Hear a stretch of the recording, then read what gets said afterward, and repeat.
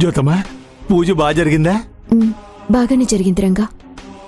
ఏదేమైనా మీరు చేసింది మాత్రం నాకు నచ్చలేదు జ్యోతమ్మా. నన్ను ఎందుకు అక్కడి నుంచి పంపించేశావు? నిన్ను పంపించడమే మంచిదైందయ్యా. అంటే మళ్ళీ ఆ దొరబాబు వాళ్ళ అమ్మ ఏదైనా గొడవ చేసిందా? చేసింది. వాగే వాళ్ళ నోరు, కొట్టే చెయ్యి, కెలుక్కునే మనసు ఖాళీగా ఉంటాయా? నాకు తెలుసు. మనం కనిపించే చాలు ఆ మనిషి పెంట చేయాలని సొత్తా ఉంటది. మళ్ళీ మన జ్యోతమ్మ గురించి చులకనగా మాట్లాడిందా? మనది దొంగల కుటుంబం అంట. జ్యోతమ్మ మీద దొంగ అనే ముద్ర వేయాలని చూసింది.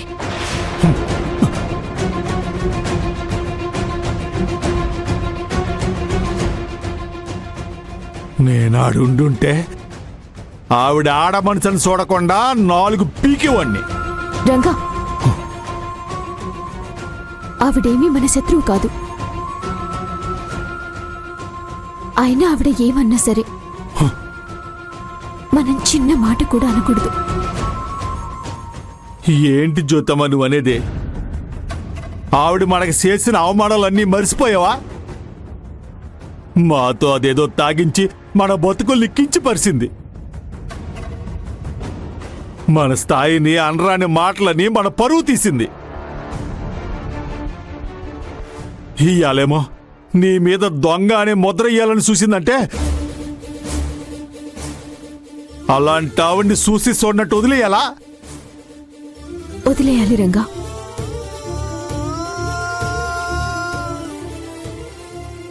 వదిలేయక తప్పదు.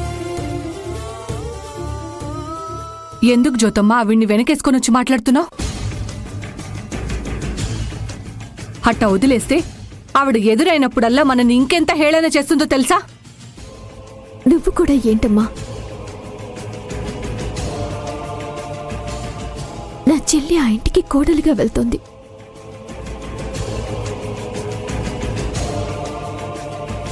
నేను కానీ మీరు కానీ ఆవిడ మీద తిరగబడి ఏమైనా చేస్తే దాని ప్రభావం నా చెల్లెలి మీద పడుతుంది. నాకు ఆమె మీద కోపం లేక కాదు, కానీ శ్రావ్య మేలు కోరి మనమంతా ఓపిక ఉండక తప్పదు. కొంచెం అర్థం చేసుకోండి.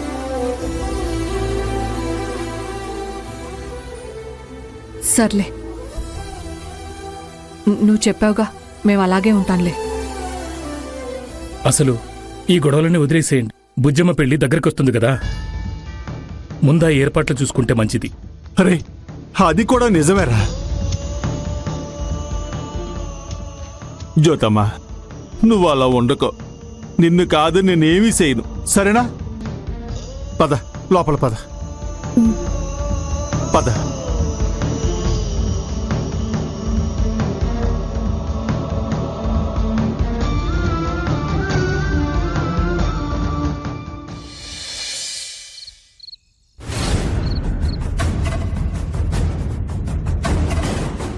నువ్వు కూడా మీ ఇద్దరి పేర్లు చెప్పు నాయనా.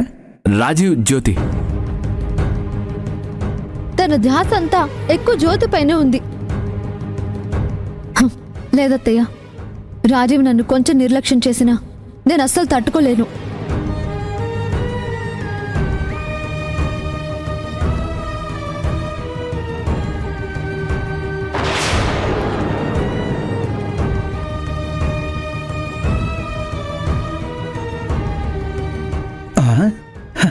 ఇక్కడే ఉందయ్యా. జ్యోతి వాళ్ళ మీద నింద వేశావు, అనవసరంగా మాటలు విసిరావు. ఇప్పుడు చెప్పు, ఏం చేస్తావు?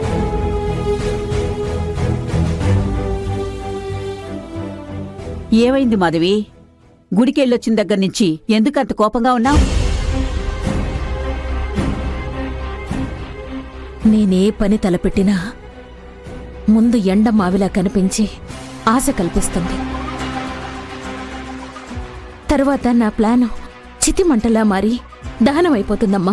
కాస్త అర్థమయ్యేలా చెప్తావా?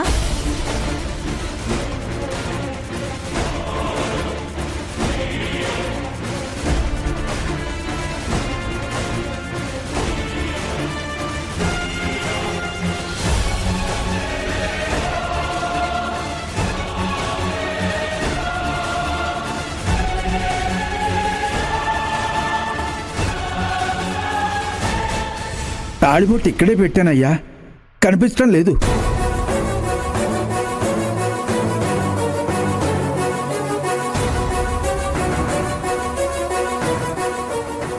బంతిపూల ప్లేట్ కింద చెక్ చేయడం మర్చిపోయారు. ఆ, హ, ఇక్కడే ఉందయ్యా. నేనా జ్యోతిని దొంగని చేసి రాజీవ్ దృష్టిలో ఇంకొంచెం చెడు చేయాలని చూస్తే అభి వల్ల అది సేవ్ అయిపోయింది. జ్యోతి జీవితాన్ని బజారు కీడ్చాలని నేనెంత ప్రయత్నం చేస్తున్నా ఏదో ఒక రూపంలో అది తప్పించుకుంటూనే ఉంటోంది. అసలు జ్యోతిని అభి కాపాడడానికి కారణమేంటి? మన కర్మకాలి. వాళ్ళిద్దరూ చిన్నప్పటి నుంచి ఫ్రెండ్స్ అట. అక్కడ ఇంకో దరిద్రం కూడా జరిగింది. ఏంటి మాధవి అది? కాబోయే భార్య పేరు చెప్పమని పంతులు గారు అడిగితే నా సుపుత్రుడు ఆ జ్యోతి పేరు చెప్పాడు. శ్రావ్యని రాజీవ్ని దగ్గర చెయ్యాలని నువ్వు వాళ్ళని పూజకి తీసుకెళ్తే జ్యోతికి మళ్ళీ రాజీవ్ దగ్గరయ్యేలా ఉన్నాడే. అలాగే ఉంది.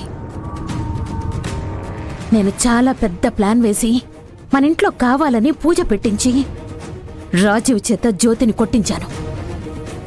రాజీవ్ మనసులో జ్యోతి మీద ద్వేషం పెరిగేలా బీజం వేశాను. అదంతా ఇప్పుడు బూడిదలో పోసిన పన్నీరయ్యేలా ఉంది. నిజాయితీ గల ప్రేమ ఎప్పటికైనా ప్రమాదమే మాధవి. ఆ ప్రేమలో చిన్నపాటి కోపం తప్ప విడిపోయేంత ద్వేషం ఉండదని మొదట్నుంచి నేను మొత్తుకుంటూనే ఉన్నాను. నువ్వే నా మాట పెడచెవిన పెట్టావు. సర్లేమ్మా, దెప్పకు. ఇలాంటివి ఎన్నైనా రాని, ఏదైనా కాని ఎట్టి పరిస్థితుల్లోనూ జ్యోతిని మాత్రం రాజీవ్కి దగ్గర కానివ్వను.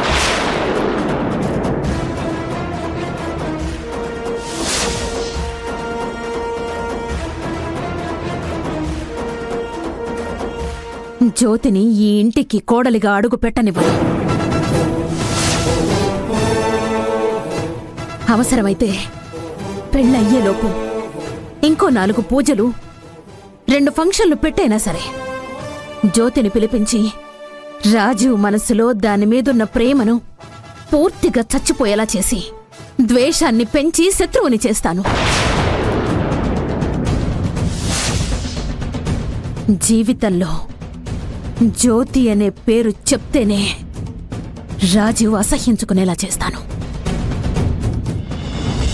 శ్రావ్యనే నా కోడలు, రాజీవ్ భార్య. జ్యోతిని రాజీవ్ నుంచి శాశ్వతంగా దూరం చేయడానికి ఏమైనా చేస్తాను,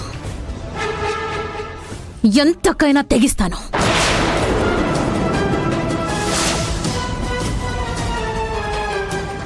అంటే బయటపడకుండా అన్న ప్రేమను అమ్మే దూరం చేయాలనుకుంటుందన్నమాట.